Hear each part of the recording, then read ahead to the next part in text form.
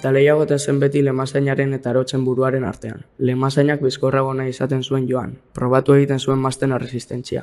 Arotzak ordea astirago nahi izaten zuen joan, zainduekin nahi izaten zuen barkua, osorik iristeko portura. Sarritan pentsatu dut lehia bera daukagula denon gure barruan. Badugula Lemazain bat arriskatu nahi duena eta Arotza nahiago duena gorde, seguru jokatu. Makinariek hartu zuten gero Arotzen tokia, eta berdin jarraitu du lehiak, gaur arte. Makinariak makina zaindu nahi du, ez dadia gehiegi berotu. Lemazainak denak emanda nabigatu nahi du, makina guztian.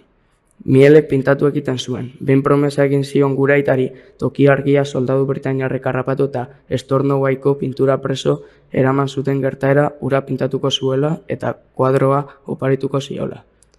1988an eman zion azkenik kuadroa Mielek aitari, Apresamiento del toki argia izenarekin. Kuadroan ontzia bera ageri da, arrasateko txalupa beltza, tximinean Larrauri Hermanos enpresaren bandera zeukala, gorria eta beltza. Arrastreroaren ondoan kostazaina dago, juradu izena.